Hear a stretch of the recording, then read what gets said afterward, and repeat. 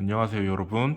오늘은 이제 본격적으로 사상가에 대해서 얘기를 해보려고 해요. 이제 윤리와 사상이라는 과목 안에는 굉장히 많은 사상가들이 나오고 있거든요. 특히 우리가 1학기 때 배울 동양 사상에서는요, 유교, 불교, 도가 그 사상에 들어가는 사상가들을 배우게 될 겁니다. 자, 오늘부터는 일단 이제 차례대로 유교와 관련된 얘기를 할 텐데, 우리가 유교라는 이름은 많이 들어봤어요. 자, 그런데 우리가 유교가 무엇인지에 대해서는 아직 잘 모른다. 그래서 간략하게 얘기를 하고 가도록 하겠습니다. 일단 선생님과 여기 윤리와 사상 안에서는요, 유교라고 표현을 하기도 하는데, 여러분들은 유교나 유학이나 또는 유가로 생각을 해도 크게 상관은 없을 것 같습니다.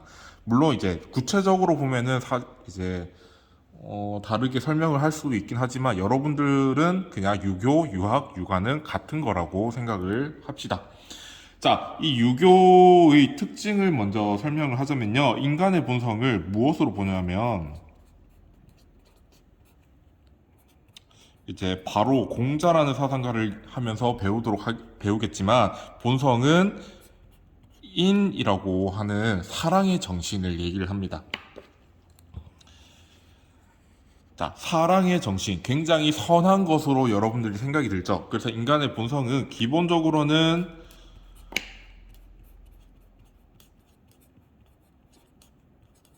선하다라고 생각을 합니다. 물론 여기에 해당되지 않는 사람도 있어요. 이제 다음 시간에 배울 사상가인데 순자라는 사람은요, 여기에 해당되지 않습니다. 순자는 유교학자이긴 하지만 인간의 본성은 선하다라고 생각하지 않아요. 자, 그렇지만 대체로 유교를 생각할 때는 유교에서 인간의 본성을 설명할 때는 인으로 생각을 하고 선하다. 인간의 본성은 기본적으로 선하다라고 생각을 하고 있다는 점 여러분들 기억을 했으면 좋겠습니다. 자, 그런데 유교에서 인간의 본성이 참 선하다라고 생각을 하지만 여러분들 현실 세계에서 보이는 인간의 본성은 어떻나요? 자신의 욕심을 위해서 다른 사람을 희생시키거나 다른 사람에게 피해를 주는 일도 서슴지 않는 것들을 자주 보게 되죠. 자, 그래서 인간은 선한 본성을 가지고 있지만 악한 행동을 하기도 한다.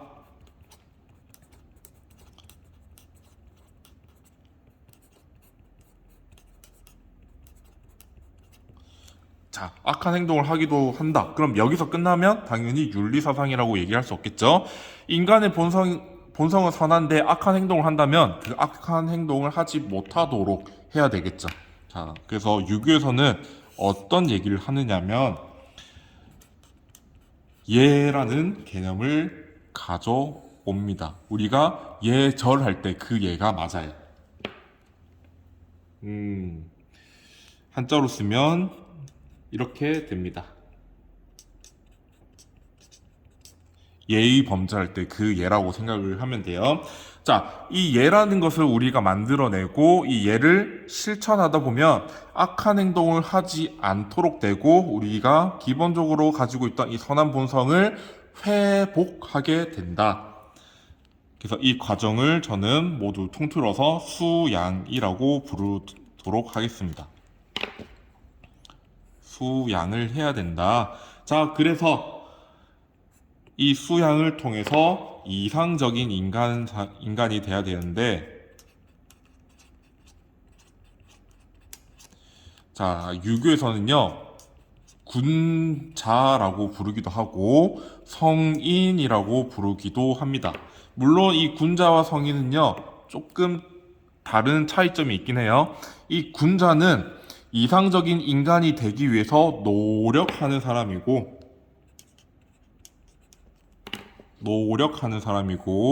이 성인이란 사람은 이 이상적인 인간 그 자체가 된 사람입니다.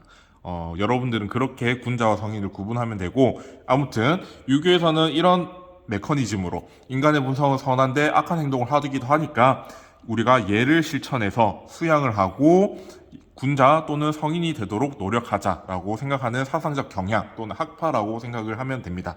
자, 그리고 이 성인은 어떤 사람이겠어요? 당연히 여기 인간의 본성인 인을 완전히 회복하고 실천할 수 있는 사람을 성인이라고 부르겠죠. 자, 그러면 우리 같이 학습지를 보도록 합시다. 자, 선생님이 유교란이라고 되어 있어요. 그래서 유교의 특성, 수양을 통해서 개인의 도덕적 본성, 인을 회복하여 인격 완성을 목표로 한다. 그래서 이상적 인간상인 군자 또는 성인이 되도록 노력한다라는 것을 특징으로 삼고 있고, 사회의 윤리적 규범, 예를 확립하고 만들어낸다는 얘기예요. 그리고 공동체의 조화를 강조한다. 유교에서는요, 한 개인이 존재하는 것이 아니라 그 개인은 공동체 속에서만 존재하고 그 공동체의 영향을 받는다라고 생각을 합니다. 그리고 당연히 그 공동체 안에서 부여된 역할을 충실히 수행을 해야만 한다라고 생각을 해요. 그래서 공동체의 조화를 강조한다라는 얘기가 들어가 있는 겁니다. 자, 방금까지가 유교의 특징이라고 했다면, 자, 유교의 이상사회를 다시 한번 다시 얘기를 할게요. 유교의 이상사회. 자, 유교에서 말하는 이상사회는요, 대동사회라고 불립니다. 자, 여러분들 학습지 보면 선생님이 점점점 이렇게 해가지고 박스가 되어 있는데, 이 박스 내용을 여러분들이 눈에 익혀놔야, 아, 이 말은 대동사회를 일컫는 말이구나라고 알아야 됩니다. 시험에서는 이런 박스에 주어져 있는 글을 통해서 이제 어떤 사람인지를 물어보고 또는 어떤 내용을 표현하고 있는지를 물어보거든요. 자, 그래서 여러분들 이런 박스들이 나오면 대체로 눈에 익혀둬야 된다는 얘기입니다. 그리고 이 박스의 내용은 어떤 사상가의 내용이구나를 알아야 됩니다.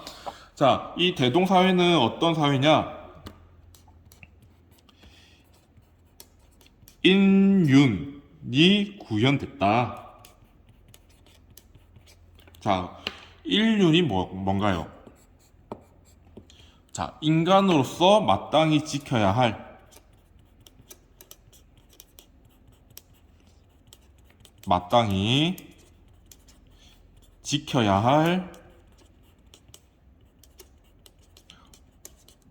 도리라고 설명을 할 수 있습니다. 선생님, 저 이 말 어디선가 봤어요. 선생님이 윤리를 얘기할 때 똑같이 이런 말을 했었을 거예요. 인간으로서 마땅히 지켜야 할 도리를 윤리라고 하는데, 유교에서는 일륜이라고 표현을 하기도 한다. 자, 그리고 참 이거는 여러분들이 공감이 될 거예요. 자, 능력이 있는 사람이 등용된다. 자, 등용이라는 거는 나라의 관리 또는 지체가 높은 사람의 위치에 있다라고 얘기를 하는 겁니다. 자, 여러분, 우리 현재 사회를 보면요, 능력이 없음에도 불구하고 뭐 가정이 처음부터 좋았다거나 또는 우리 부모님이 높은 지위에 있어서 나도 낙하산으로 들어갔거나 그런 사람들이 종종 보이긴 해요. 자, 그렇기 때문에 실제로 능력이 있음에도 불구하고 좋은 직장 또는 그에 걸맞는 위치에 가지 못한 사람들이 굉장히 많습니다. 자, 그런 측면에서 여러분들 이 얘기, 능력 있는 사람이 등용이 되는 것을 추구하는 사회를 이상적으로 봤다는 점에서 굉장히 공감이 많이 될 거라고 생각이 돼요. 자, 그리고 재화가 고르게 분배된다. 자, 여러분들 많이 착각을 하는 게 뭐냐면요, 이 고르게라는 표현입니다.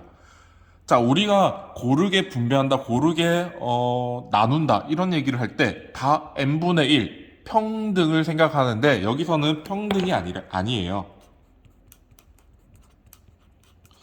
평등이 아니라 무슨 얘기냐면요, 그 지위에 걸맞는, 그 지위에 걸맞게 분배를 해야 된다 라는 얘기입니다. 그래서 어떤 사람이 이제 좀 높은 지위에 있으면 그 높은 지위에 걸맞는 역할 수행을 해야 된다는 것은 당연한 거고, 그만큼 그 많은 역할을 수행을 하니까 그만큼 많이 줘야 된다.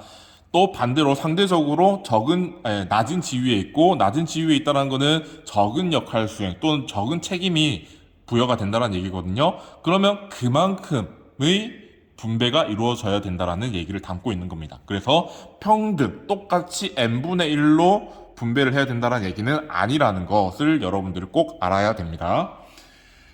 자, 그리고 중요하죠. 사회적 약자가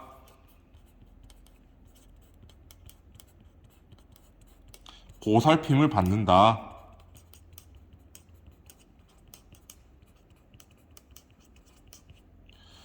자, 현재 우리나라, 대한민국에서도 이 사회적 약자에 대한 복지 혜택이 굉장히 중요하다라고 생각이 되죠. 그래서 국회의원들이 사회적 약자를 위해서 우리가 뭘 더 해줄 수 있을까? 어떤 정치와 어떤 정책을 펼쳐낼까를 많이 생각을 하고 또 법안으로 만들어서 실행을 하기도 하죠.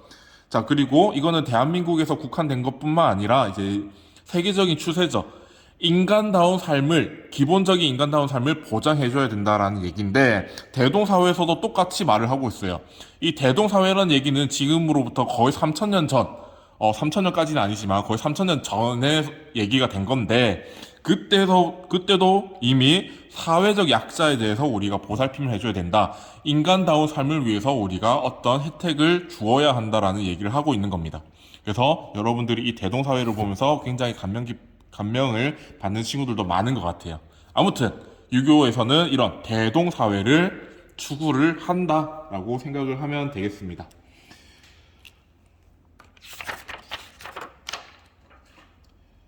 자, 유교의 이상적 인간상. 이거는 학습지로 그냥 얘기를 하고 갈게요. 자, 선생님이 방금 첫 페이지에서 군자와 성인에 대해서 얘기를 했습니다. 이 군자와 성인은 일단은 기본적으로 유교에서 추구를 하는 이상적 인간상인데, 군자와 성인은 조금 다르다라고 얘기를 했죠. 이 군자, 학습지, 자신을 수양하여 타인과 백성을 편하게 해주고자 노력하는 사람이다.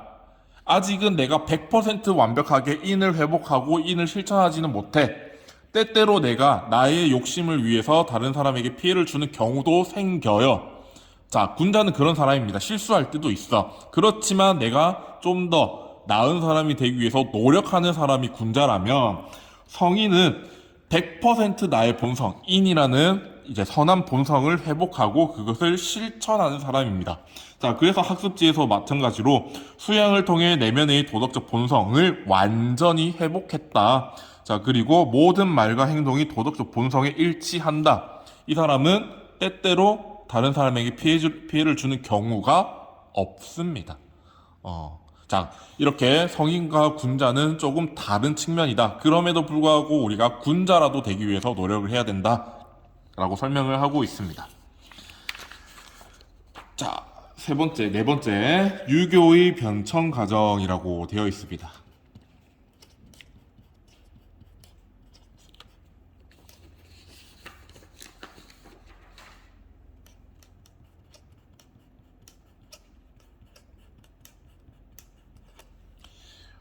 자, 여러분들, 복고라는 얘기를 많이 들어봤죠. 복고. 과거로 돌아간다라는 얘기입니다. 유교는요, 기본적으로 복고적인 성격이 굉장히 강해요. 그래서 우리가 유교적인 집안, 유교적인 그런 성격을 약간 보수적인 느낌으로 많이 이해를 하죠. 실제로 유교는요, 과거에 굉장히 찬란했던 그 시기 또는 예의 범절이 굉장히 융성하고 굉장히 윤택했던 그 시대로 돌아가자라는 성격이 굉장히 강해요. 자, 그래서 유교의 변천 과정을 한번 알아보면 여러분들이 유교에 대해서 좀 더 이해를 잘 할 수 있을 것 같아요. 자, 유교는 어디서부터 시작했냐? 한국에서 시작한 게 아니에요. 유교는 중국에서 시작했습니다. 자, 그런데 중국이 엄청 과거에 하은주라는 나라가 있었습니다. 자, 하나라, 은나라, 주나라를 얘기를 하는데, 하나라가 끝난 이후에 은나라가 생기고, 은나라가 끝난 이후에 주나라가 생기는 겁니다. 아무튼, 이 하은주 3대 시기를 중국 사람들은요, 태평성대의 시기라고 얘기를 합니다.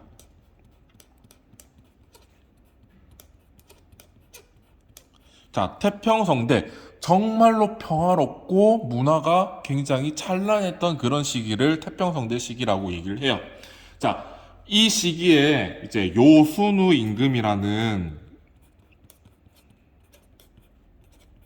요임금, 순임금, 우임금이라는 굉장히 이상적인 임금이 있었어요. 굉장히 도덕적이고 실제로 그 요순우 임금은 다른 사람들로부터 성인이라고 불리는 그런 경지에 있던 사람들입니다. 굉장히 선하고 백성들을 위해서 많은 것을 국가에서 해주려고 하는 그런 임금이었어요.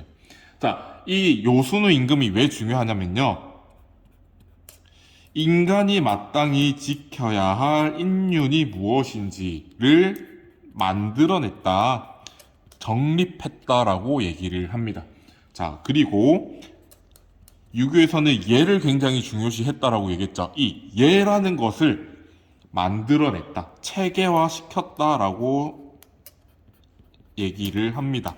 자, 그래서 이 요순우 임금은 굉장히 이제 유교를 국학으로 삼는, 유교를 이제 국가의 배경으로 삼는 나라에서는요, 이 요순우 임금처럼 되는 것을 가장 궁극 목표로 삼았다라고 생각을 하면 될 것 같아요. 조선시대가 유교의 나라였죠. 자, 그것처럼 조선시대의 임금들은 모두 이 요순우 임금처럼 되기를 바랬다라고 생각을 하면 됩니다. 자, 이런 시대였는데, 어느 시대든 국가는 언제든, 이제 결국에는 망하죠. 이제 주나라가 망하게 됩니다. 주나라의 봉건 제도가 망하게 되면서 굉장히 혼란한 시기가 나타나는데, 이제 춘추 전국 시대라는 시대가 나옵니다. 자, 이 춘추 전국 시대는요, 그냥 전쟁이 매일매일 발생하는 혼란한 시대라고 생각을 하면 돼요. 이제 귀족들이 오늘 내가 임금이었다가 내일 그 죽임을 당하고, 또 다른 사람이 나타나서 내가 이제 임금이다, 내가 이제 황제다라고 얘기를 하는데 또 내일 죽임을 당하는, 그렇게 하루하루가 급박하게 흘러가는 혼란의 시대라고 생각을 하면 돼요. 자, 이런 시대에는 당연히 사람들이 얘기가 많이 나오게 됩니다. 내가 이제 이 혼란한 시대를 잠재워 보겠어, 내가 이 혼란한 시대를 평화로운 시대로 만들어 보겠어 라고 생각하는 사람들이 많이 나오게 돼요. 자, 그 사람들을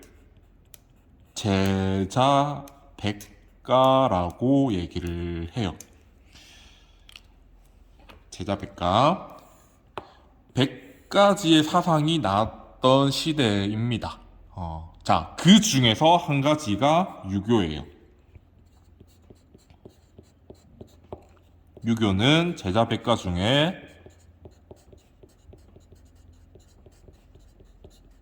하나 다. 자, 그리고 여러분들이 이제 알고 있는 유명한 사람이 있죠. 인류의 4대 성인이라고 얘기가 되는 공자라는 사람이 나옵니다. 자, 이 공자라는 사람이 생각하기에 이 춘추 전국시대, 혼란한 시대가 나온 이유는 이것 때문이다 라고 얘기를 하게 됩니다. 이거는 바로 이어서 얘기를 할게요. 자, 그리고 이 공자를 계승한 맹자라는 사람이 이제 100년 후쯤에 나오게 되고, 이 맹자를 계승한 것은 아니지만 이 공자와 맹자와처럼 유교적 이상을 실현하고자 한 사람이 있습니다. 방금 아까 유교의 특성할 때 잠깐 이름이 나왔던 순자라는 사람이 나와요. 그래서 우리는 춘추 전국 시대에서는 공자, 맹자, 순자라는 사람에 대해서 배우게 될 겁니다. 자, 이 춘추 전국 시대가 이제 마무리가 되면 어떤 나라가 나오냐면 진나라가 나옵니다.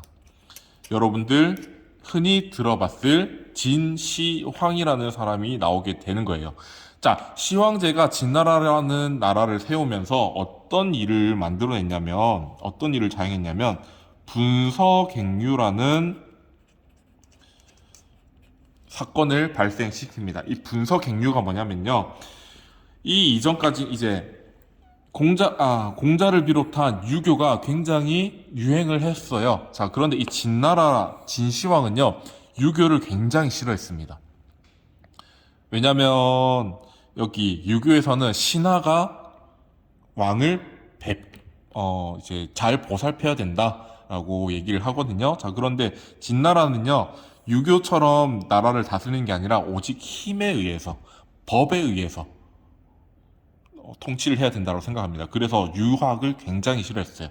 그래서 분서, 유교 경전을 모두 불태웁니다. 자, 그리고 갱유, 유학자들, 유생들을 모두 산채로 매장을 시켜버리는 사건을 분서갱유라고 합니다. 이런 분서갱유 사건을 일으키면서 당연히 진나라 때 유교는 거의 없어지는 지경까지 가게 된 거죠.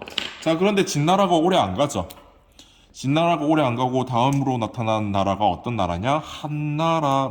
한나라라는 이제 국가가 형성이 됩니다. 자, 한나라라는 국가에서는요, 한무제라는 왕이 있습니다. 자, 이 사람은요, 유교를 국학으로 인정합니다. 국학, 나라의 학문이다라고 지정을 해버려요. 그럼 무슨 얘기냐? 내가 통치를 함에 있어서 유학을 이상향으로 삼을 것이고 유학을 배경으로 삼을 것이다. 나는 통치를 함에 있어서 유학을 가장 베이스로 할 것이다. 대동사회를 실현할 것이다. 라고 선포를 하게 되는 거예요. 그만큼 유교의 위상은 높아지는 거죠. 자, 이렇게 됩니다. 자, 그런데 이 한나라 시대는요, 이미 이제 책들이 다 없어졌죠. 유교 경전이 다 없어졌습니다. 자, 그래서 유교 경전을 복구하는 경학이 중심이 되었고, 자, 복구를 했어. 자, 그런데 복구를 했음에도 불구하고 내가 이 문장이 어떤 내용을 담고 있는지 몰라. 거기에 주석, 이제 더 설명을 하는 거죠. 주석을 다는 훈고학이라는 학문 형태로 나옵니다. 아무튼 이 정도까지만 우리가 알고 가도록 합시다. 자, 한 가지만 더 할게요. 이제 유교의 베이스로 여러분들이 알고 있으면 굉장히 좋은 건데,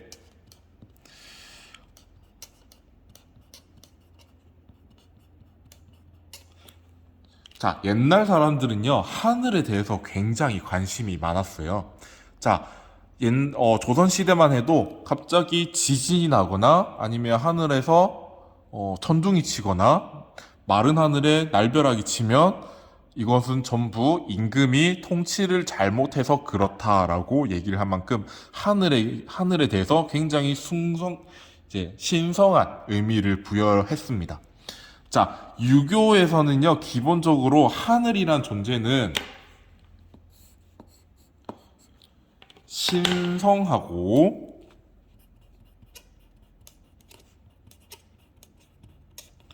전지전능한 그런 존재로 보고 있습니다.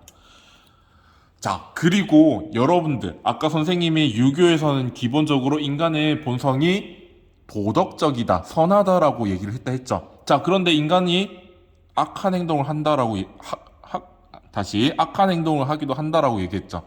자, 이 하늘이란 존재는 인간이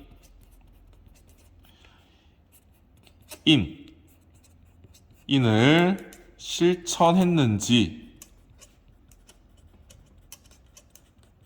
감시하는 역할을 합니다.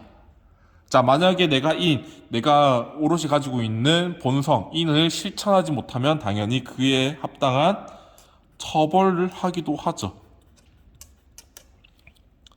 자, 그리고 도덕천과 관련해서 여러분들이 꼭 알고 있어야 될 게 뭐냐면, 이 천명사상에 대해서 여러분들이 조금 어떤 의미인지는 좀 알고 있으면 좋을 것 같아요.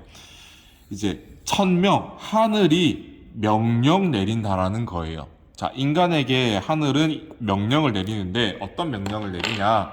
일단 인을 실천하라 라고 명령을 내리게 됩니다. 자, 그런데 이 인을 실천하라는 내용도 구체적으로는 굉장히 많은 얘기들을 할 수 있어요. 다른 사람을 사랑하라. 사랑하라. 그리고 공동체에서 자신의 역할을 잘 수행하라.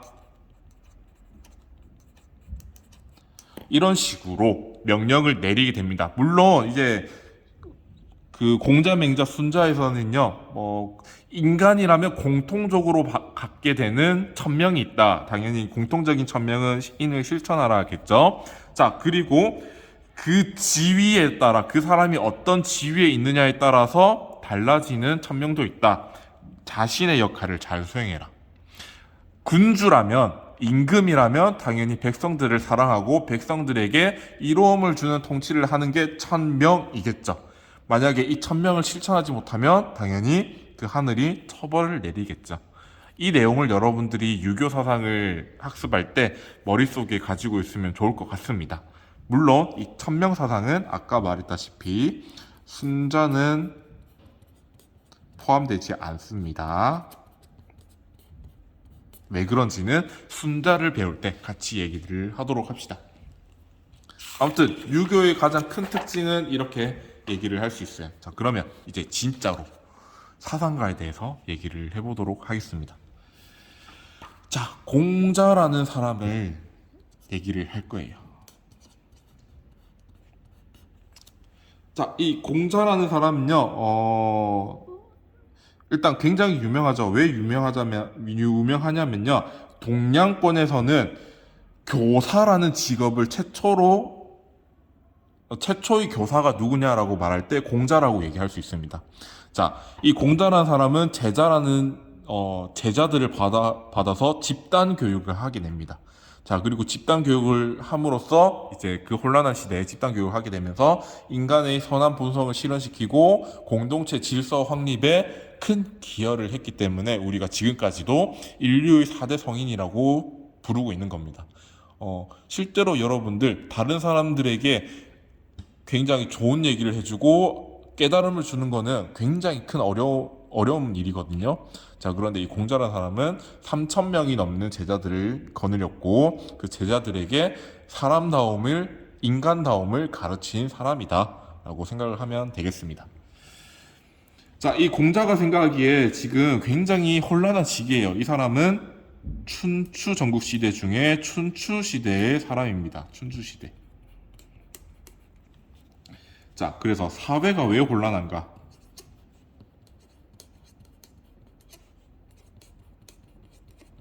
아까 얘기했죠. 인간의 기본적인 본성을 인으로 보고 있다라고. 그래서 공자가 생각하기에 인간의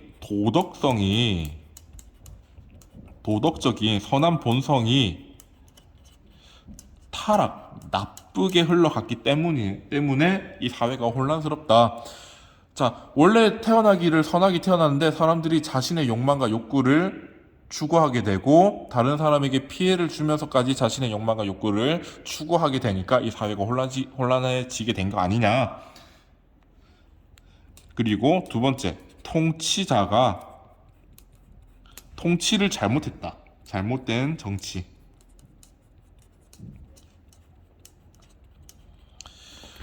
덕과 예를 통해서 통치를 해야 되는데 상을 이제 잘했으면 상 주고 못했으면 벌을 주는 그런 식으로 또는 자신의 권력, 군사력에 의해서 힘으로 찍어 누르는 정치를 했기 때문에 사회가 혼란스러운 것뿐이다 라고 파악을 합니다. 그러면 어떻게 해야 되겠어? 이 혼란을 극복하기 위해서는 반대로 하면 되겠죠. 도덕적 본성을 회복하면 되지.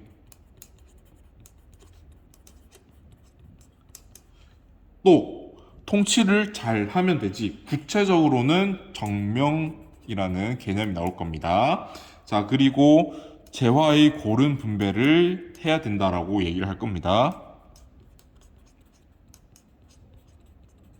결론은 덕치를 해야 된다라는 얘기를 하게 됩니다. 자, 우리는 공자라는 사상가를 배울 때 이 내용들을 배우게 되는 거예요.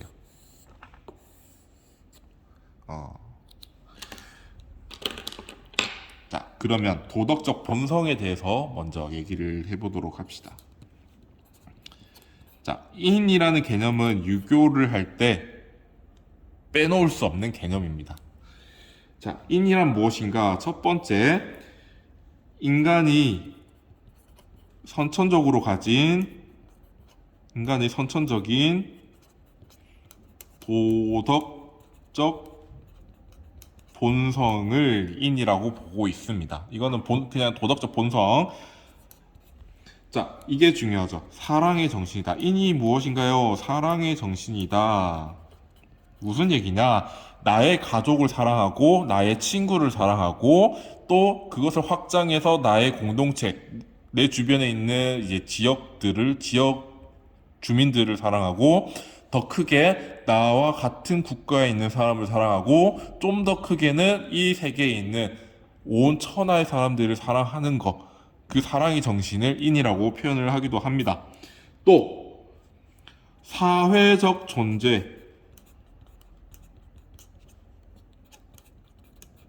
존재로서 완성된 인격체의 인간다움도 인이라고 부르기도 합니다. 자, 일단 사회적 존재로서 인간은 홀로 살아가는 것이 아니라 일단은 여러분들 어머니 아버지라는 존재와 관계를 맺고 있죠. 또 형제들이 있다면 형제와 또 관계를 맺게 되고 친구와 관계를 맺게 되고 하죠. 자, 이처럼 인간은 혼자 살아가는 존재가 아니라 어떤 관계를 맺음으로써 살아갑니다. 자, 그런데 이 사회적 존재인 인간은 그 집단 내에서 하나의 역할을 부여받게 되죠. 여러분들 가정 내에서 어떤 딸로의 역할을 수행할 것을 이제 어떤 역할 수행을 해야 된다는 것이 있죠. 또 선생님도 경기여자고등학교라는 공동체 내에서 여러분들에게 윤리와 사상을 가르치는 역할을 수행을 해야 되죠. 자, 만약에 선생님이 역할 수행을 제대로 하지 않으면 선생님은 인간다움을 실천하는 것일까? 아니겠죠. 자, 그렇기 때문에 사회적 존재이기 때문에 역할 수행을 다 하는 것만이 인간다움이다라는 내용도 다 포함이 되는 겁니다. 자, 그래서 여러분들이 주변 사람들을 사랑하고 자신의 역할을 다 수행하는 것을 통칭해서 인이라 얘기할 수 있다. 자, 세 번째, 이 인이란 것이 특성을 한번 살펴볼게요. 일단 존비친소라는 얘기가 나와 있는데 이 존비친소 한자어죠. 여러분들 한자어 보면 너무 어질어질해. 그냥 가까운 사람에게는 더 사랑하고 나와 좀 거리가 있는 사람은 좀 덜 사랑하는 그런 느낌으로 받아들이면 됩니다. 가깝고 멀다라는 것이 존재한다는 거예요. 자, 생각을 해봅시다. 여러분들 친구보다 당연히 가족이 더 가깝죠. 나와 혈육이잖아. 자, 그리고 매일 함께 살아가는 존재잖아요. 자, 그러면 친구를 사랑하는 것보다는 사실 가족을 사랑하는 게 더 우선시 되어야 되고 더 중요하고 더 큰 사랑을 주어야 하는 겁니다. 그러고 나서 친구를 사랑하고 하는 거죠. 자, 그리고 친구를 사랑하는 것과 내가 처음 만난 사람을 사랑하는 것이 같아야 될까요? 달라야 되죠. 처음 만난 사람인데 내가 그 사람에 대해서 어떻게 얼마나 알겠어. 자, 그리고 우리 심리적으로도 일단은 내가 알고 있으면서 익숙한 사람보다는 처음 만난 사람이 거리감이 있죠. 자, 그러면 우리는 그 심리적인 거리감, 그리고 내가 마음 가는 그 거리감에 비례해서 사랑하면 되는 겁니다. 내가 나한테 더 가깝고 더 친밀한 사람에게는 더 많은 사랑을 주는 것이고, 나와 거리가 멀고 심리적인 거리가 멀고 내가 잘 모르는 사람, 또 나와 가깝지 않은 사람은 그만큼 덜 사랑하는 거죠. 근데 사랑하지 말라는 얘기는 아니에요. 기본적으로는 사랑을 하는데 중요도가 있다라는 얘기입니다. 자, 그리고 시비선악.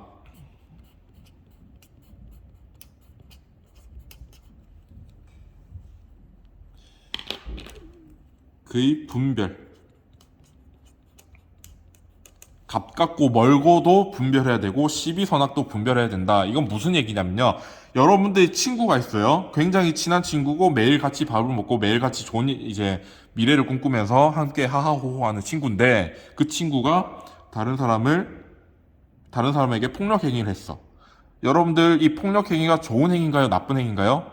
나쁜 행위죠. 자, 그러면 내가 친구인데 친구가 폭력 행위를 한 것에 대해서 감싸주어서는 안 됩니다. 친구가 악한 행위를 했다면 나쁜 행위라고 알려줘야 돼요. 그것을 감싸준다는 것이 사랑하는 것이 아니에요. 나의 친구가, 나의 가족이 잘못된 행위를 했으면 어머니, 아버지, 나의 친구야, 그 행위는 잘못된 행위야 라고 알려줘야 돼요. 그리고 좋은 행위를 했다면, 선한 행위를 했다면, 아, 정말 좋은 행위 했습니다 라고 칭찬과 이제 격려를 해줄 수 있는 거여야만 해요. 그래서 시비선악, 옳고 그름, 선함과 악함을 분별하는 사랑이어야 한다라고 얘기를 하고 있는, 사랑이어야 한다라는 특징을 가지고 있습니다. 그래서 분별적이고 또 단계적인 사랑이다. 아까 이 단계적인 사랑이라는 이유를 알겠죠? 나의 가족이 가장 가까우니까 가족부터 사랑하고 그 다음에 가까운 사람이 나의 친구, 친척이니까 친척을 사랑하고 그 다음에 친구를 사랑하고 지역사회 사람들을 사랑하고 국가의 사람들을 사랑하고 이제 그 다음에 온 천하의 사람을 사랑하는 것. 단계별로 나아가야 된다. 그리고 분별적인 사랑이다. 모의고사 보면 꼭 출제가 되는 내용인 것 같습니다.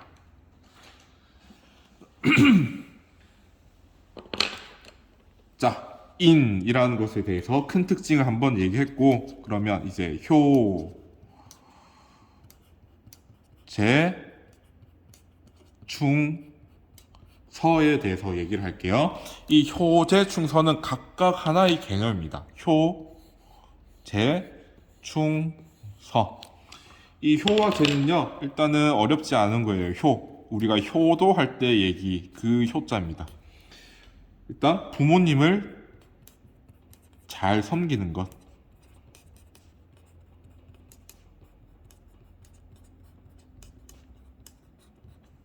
자, 두 번째, 형제와 이제 여러분들 딸이니까 언니도 여기 형제에 다 포함이 되는 말입니다. 형제 간에 우애를 다시 우애롭게 지내는 것. 자, 그런데 여기서 여러분들 형제는요 한 부모 밑에서 이제 유교적인 표현으로 지금은 아니지만 이제 유교에서는 형제라는 존재는 한 부모님 밑에서 태어난 존재라고 생각을 하거든요. 자, 그래서 형제 간에 잘 지내는 것은 당연히 부모님에게 효도하는 것과 같다라고 생각을 합니다. 그런 이제 얘기를 하기도 해요. 세 번째, 네 번째가 여러분들 조금 생각을 해봐야 될 것 같아요. 이제 충이라는 건데 한자로는 이렇게 씁니다. 충. 자, 이 충이라는 한자 선생님이 어떻게 형성이 되는지 볼게요. 우리의 마음이 있는데 이 마음 심자예요. 마음에 중심이 하나가 있는 거예요. 한 개만 있는 거예요. 두 개가 있으면 혼란스럽잖아. 한 개만 있는 거. 그래서 한자를 이렇게 쓰는데 무슨 얘기냐면 내 마음속의 기준을 한 가지만 잡아놓는 거예요. 그래서 내 마음을 속이지 않고 꾸미지도 않고 오로지 그냥 나의 자신의 참된 마음을 참된 마음을 다 하는 것.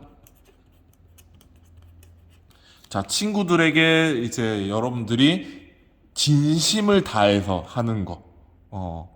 또 부모님에게 진심을 다해서 하는 거. 여러분들 지금 이 순간은요, 다시 한번 돌아오지 않아요. 시간은 다시라는 게 없습니다. 뭐 기회는 다시가 있을 수가 있지만 시간은 다시가 없거든요. 자, 그렇기 때문에 이 한 순간에, 지금 이 순간에 내가 할 수 있는 모든 진심을 다해서 상대방에게 마음을 표현하고 이제 말을 하고 행동을 하는 것. 그런 마음가짐을 충이라고 얘기를 하는 겁니다. 네 번째, 서. 자, 서는요, 한자로는 이렇게 씁니다. 자, 이것도 선생님이 한자를 나눠 볼게요. 이 한자가요, 같을 여자입니다. 너랑 나랑 같다라고 표현할 때 이 한자를 쓰거든요. 이 한자를 쓰거든요. 이 같을 여자에다가 마음 심자를 더한 것이 이 서라는 한자입니다. 무슨 얘기냐? 나의 마음을 미루어. 여기서 미루어는 내 마음을 빗대서 짐작하건대 다른 사람의 마음을 헤아리는 것. 이것을 네 글자로 표현하자면요, 추기급인이라고 얘기를 하기도 합니다. 이 추기급인은 자주 쓰이는 단어니까 여러분들 기억을 하면 좋을 것 같고, 자, 나도 싫은데 이제 예를 들어서 선생님이 여러분에게 야, 이거 쓰레기 너무 떨어져 있으니까 좀 줄래? 일단 여러분들 하기 싫죠. 자, 근데 그거 하기 싫으면 일단 기본적으로 어떤 생각이 들어요? 나 말고 다른 사람이 했으면 좋겠다라는 생각이 들죠. 자, 그런데 이 선은 뭐냐? 내가 하기 싫으니까 다른 사람들도 얼마나 하기 싫을까? 그러면 내가 다른 사람에게 시키지 않아야지 라는 생각까지 나아가는 겁니다. 또 내가 이것이 좋은데 그럼 다른 사람은 또 얼마나 좋을까? 다른 사람에게도 이것을 줘야지 라고 생각을 하는 거예요. 그래서 내 마음을 비추어 봤을 때 다른 사람들도 이럴 거다 라고 생각하면서 양보하고, 또 내가 싫으면 다른 사람에게 시키지 않는 것, 그런 것들을 모두 서라고 부르기도 합니다. 자, 그래서 학습지 제일 밑에 보면 서를 실천하는 사람은 자신이 원치 않는 일을 남에게도 시키지 않는다라고 적혀 있죠.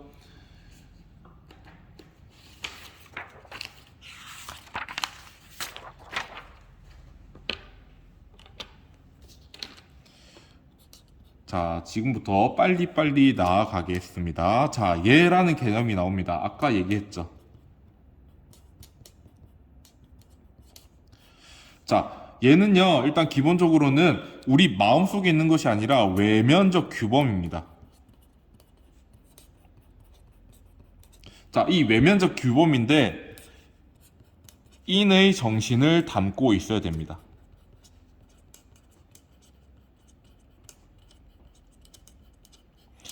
인간다움을 실천할 수 있도록 하는 규칙, 예의 범절을 얘기하는 거예요. 자, 그래서 이제 여러분들 아까 말했듯이 유교에서는 특히 공자는 인간은 기본적으로 인간의 본성은 인인데 이 인이 타락되어 있는 상태죠. 그러면 인을 회복하고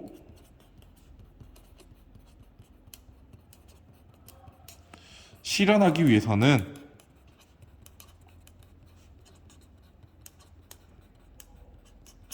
사욕이란 것을, 자신의 개인적인 욕심 또는 사악한 욕심이라고 얘기도 합니다. 자신의 사욕, 악한 욕심, 악한 마음이라고 부르기도 해요. 마음을 극복하고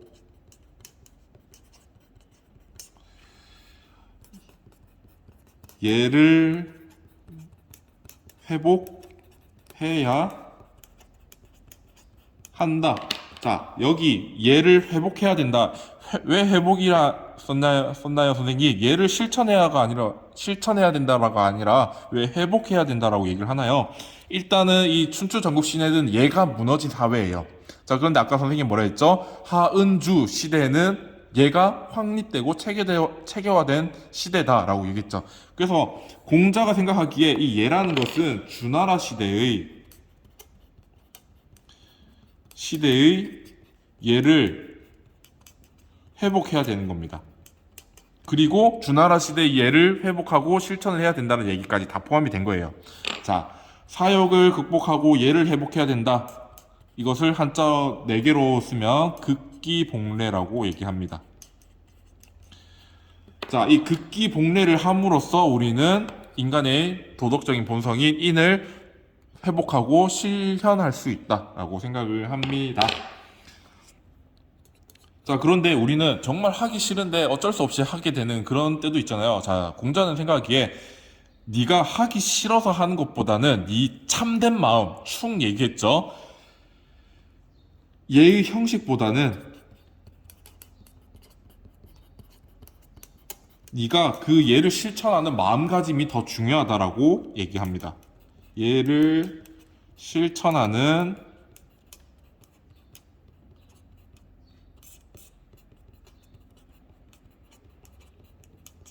마음가짐이 중요하다 라고 얘기를 해요.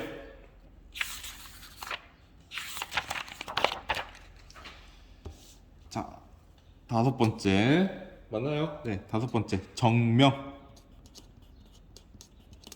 자, 이 정명을 한자로 이렇게 씁니다.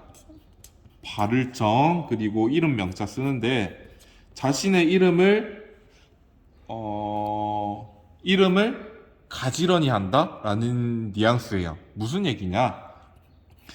자, 아까 말했듯이 우리는 사회 속에서 각자의 역할을 부여받는다라고 얘기했죠. 자, 그런데 각자의 역할을 수행하지 못하기 때문에 서로 안 하려고 하게 되고 자신의 욕구만 채우게 된다. 그래서 인간의 본성이 타락하게 되는 거죠. 자, 그러면 자신의 역할을 잘 수행해야만 공동체의 질서가 바로 잡히고 그 질서가 바로 잡힌 공동체 내에서 사람들이 더 예를 실천하고 더 도덕적 본성인 인을 회복할 가능성이 높겠죠. 자, 그래서 자신의 신분에 걸맞는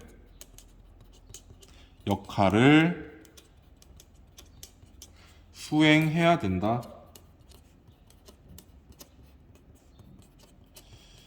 이때만 비로소 얘가 바로 설 수 있다.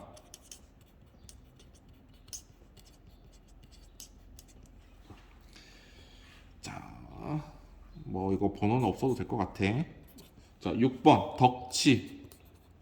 나라를 통치함에 있어서 군주, 임금은 어떻게 해야 되느냐? 덕으로서 통치를 해야 된다. 덕과 예로서 통치해야 한다.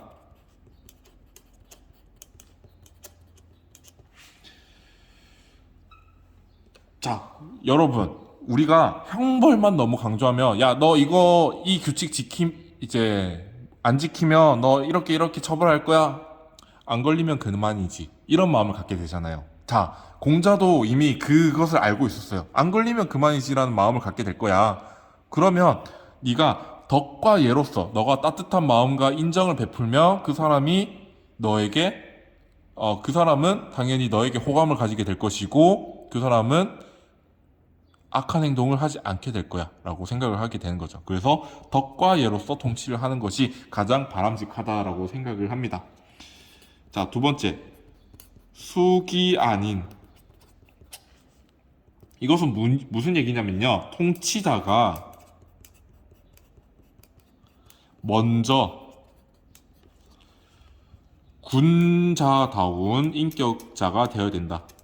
군자다운 인격을 닦은 후에 수기, 자신을 닦는다라는 얘기예요. 수양한다는 거예요. 아닌 백성들을 편안하게 한다. 백성을 다스려야 한다. 라는 얘기입니다. 이것도 유교에서는 계속해서 나오는 얘기가 될 거예요. 그리고 덕치도 마찬가지. 자, 그리고 학습지 보면 분배의 형평성을 강조한다. 통치자는 재화가 적은 것보다 분배가 고르지 못한 것을 걱정해야 된다라고 얘기를 했다고 합니다. 자, 군자도 선생님 설명을 했죠. 자신을 수양하여 타인과 백성에게 편안하게 해주고자 노력하는 사람이다. 자, 유교에서는 첫 번째로 군자라는 이상적 인간상이 되도록 노력해야 된다고 생각하고, 그 다음에 성인이 되는 것을 궁극적인 목표로 삼는다라고 설명을 했습니다. 자, 이렇게 공자에 대해서 얘기를 했고, 여러분들 선생님이 학습지에 원문, 이제 공자의 논어라는 책에서 많이 가져왔어요. 자, 이 원문들도 눈에 익혀둬야만 여러분들 시험을 볼 때 또는 모의고사를 칠 때, 아, 이 사람이 공자구나 라고 알 수 있게 되니까 꼭 한 번씩 읽어보길 바랍니다. 자, 오늘도 고생이 많았고 다음 시간에 보도록 하겠습니다. 끝!